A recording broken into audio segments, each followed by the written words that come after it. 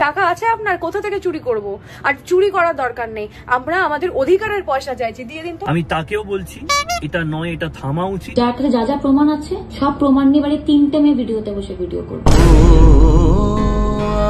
আর কতকাল আমি সইব। কেমন আছো? আশা করি আছো সবাই ভালো। আজকের ভিডিওটা একটু ভিন্ন রকম। আজকে আমি কথা বলতে চলেছি কলিযুগের কৃষ্ণকে নিয়ে। আর কত কৃষ্ণ না শকুনি সে অডিয়েন্স শেষেই জেনে যাবে।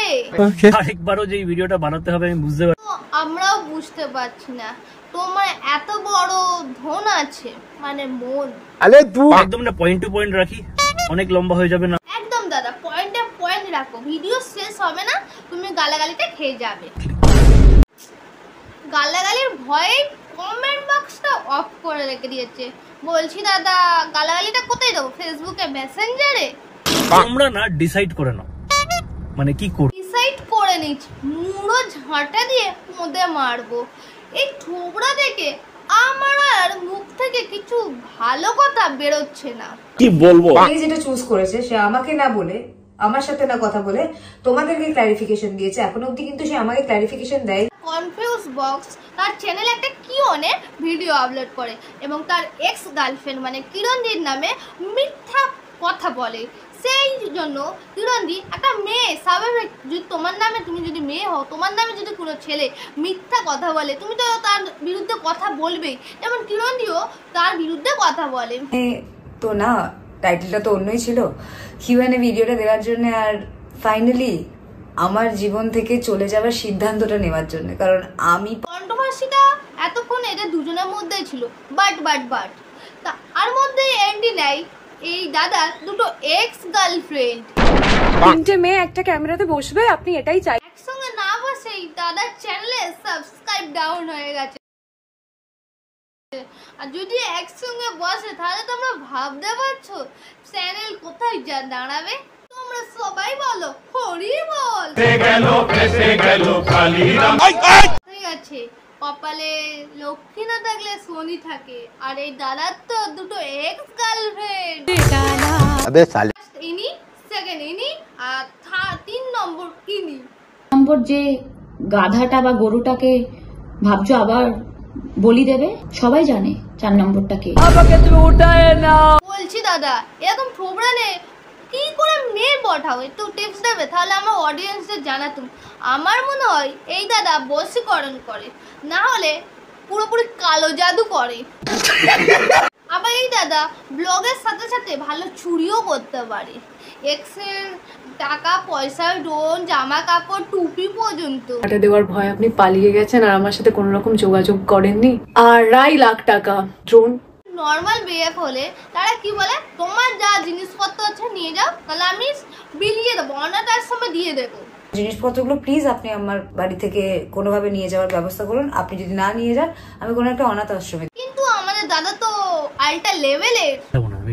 আমি আমার টাচের কোনো জিনিস বলছি দাদা উত্তম মধ্যম খেয়েছো কোনোদিন? বুকের জিনিস টেনে টুনে বলছে আবার আমি দেবো না ফেরত। আর শুনলাম দাদা তুমি যে ক্যাফেতে যেতে তুমি নিজে বিল পে করতে না, তোমার গার্লফ্রেন্ড পে করতো।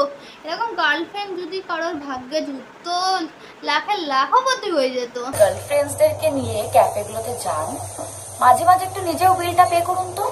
ওরা কত বিল পে করবে? আর আপনার জীবনে এত কিপটা দেখেছি, এই দাদার মতন একটা কিপটা দেখিনি। বলছি দাদা তুমি যে জামাগুলো পরে আছো সেটা কোনো গার্লফ্রেন্ডের কি দেওয়া? ক্যাফেটা না ছোট, ওটা আমি ছেড়ে দিলাম, কিন্তু নিজের গার্লফ্রেন্ডের সঙ্গে 2.5 লাখ টাকার ঘাবলা কে করে? এজেন্সির বিলটা পাঠাবো আপনাকে, যে টাকাটা দেওয়ার ভয় আপনি পালিয়ে গেছেন আর আমার সাথে কোনো রকম যোগাযোগ করেননি। 2.5 লাখ টাকা ঘাবলা করেছে, মেনে গেছে, ঠিক আছে, সেটা ক্ষমা চেয়ে নিলে তবুও অডিয়েন্স ক্ষমা করে দেবে। কিন্তু তার পরের গার্লফ্রেন্ডকে বলে নাকি দেবচন্দিমা আমার থেকে টাকা নিয়ে ঘুরতে গেছে কিন্তু আমাকে ফেরত দেয়নি। এটা কোনো যুক্তি? এটা নাকি মলদ্বীপসে সেই মেয়েটাকে আপনি নিজের টাকায় নিয়ে গেছিলেন, আমাকে তো তাই বলেছিলেন যে নিজের টাকায় নিয়ে গেছে, সেই মেয়েটা নাকি এখনো টাকা। আমরা এতদিন চোর দেখেছি কিন্তু এই দাদার মতন চোর আমি কোনোদিনও দেখিনি। ও তো নিজেরটা দেখায় না, কিছু তো লোকায় না। কেন লুকিয়েছে? কি দেখাতো? আমার মুখ ওরকম ফোলা কেন ছিল? একটা মেয়ে মিথ্যে কথা বলছে সেটা মানা যায়, তা বলে তিনটা মেয়ে তোমার নামে মিথ্যে কথা বলছে সেটা কোনোদিনও অডিয়েন্স বলো জনগণ বলো মানবে না। আবার তারা প্রুফ দেবে বলেছে। তো আমি নিজেই ভাবতাম আমি কি সত্যি আমার মাথা খারাপ? কি বলবো, মিস করতাম, সোজ করতাম। দাদা বলছিলাম কোন গার্লফ্রেন্ডকে মিস করছো, চন্দ্রিমা, প্রিয়াঙ্কা না কিরণ? ভালোবাসি, আমি পড়ি না ওগুলো, আমি আপনার মাথায় দেখতে চাই না, প্লিজ পরবেন না ওই টুপিগুলো। আর আমার জ্যাকেটগুলো পরতে লজ্জা লাগে না? জামাগুলো পরতে লজ্জা লাগে? আমাকে আবার তার টুপি দিচ্ছে না কেন জানো দিদি? তোমাদের স্মৃতির জন্য দিচ্ছে না, তোমাদের মিস করছে তাই দিচ্ছে না। আর ড্রোনের কথায় আসছে, তোমরা যদি অজ্ঞান হয়ে বা কোথাও যদি যাও হারিয়ে যাও সেটার জন্য নজর রাখছেন, সেই জন্য দিচ্ছে না। দাদা কেন কমেন্ট বক্সটা অফ করে রেখেছে জানো? কারণ দাদা গালাগালি খাবে কিন্তু লিমিটেড খাবে।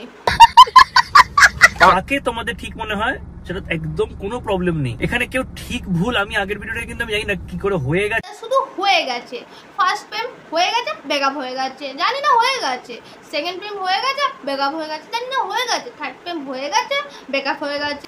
বলছি দাদা অডিয়েন্সের কি কপালে দেখো গান্ডু লেখা আছে, দেখো গান্ডু লেখা আছে।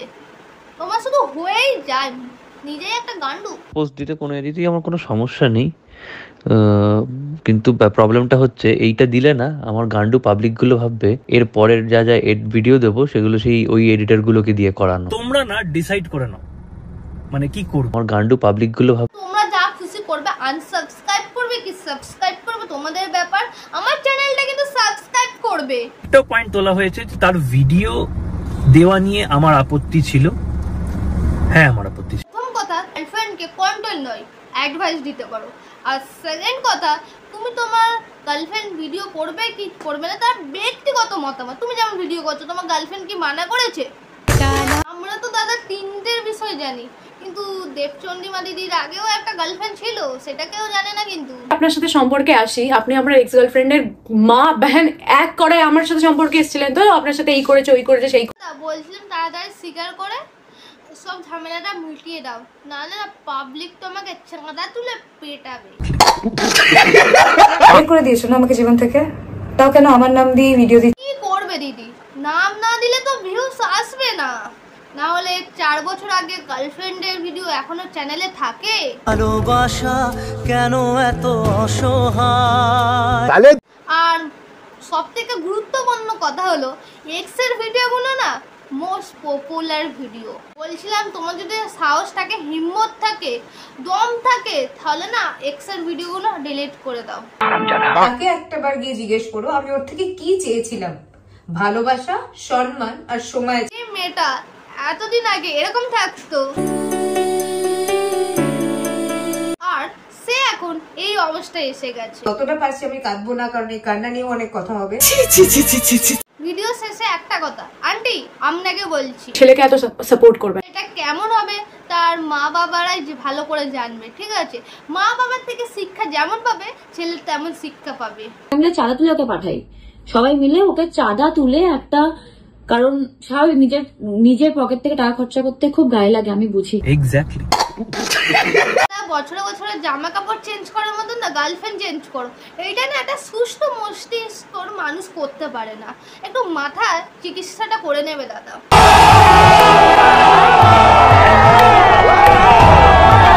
তো আজকের মতন এখানে ভিডিওটা রইলো, ভালো লাগলে লাইক করে দেবে আর একটা সাবস্ক্রাইব করে পাশে বেল আইকনটা বাজিয়ে দেবে।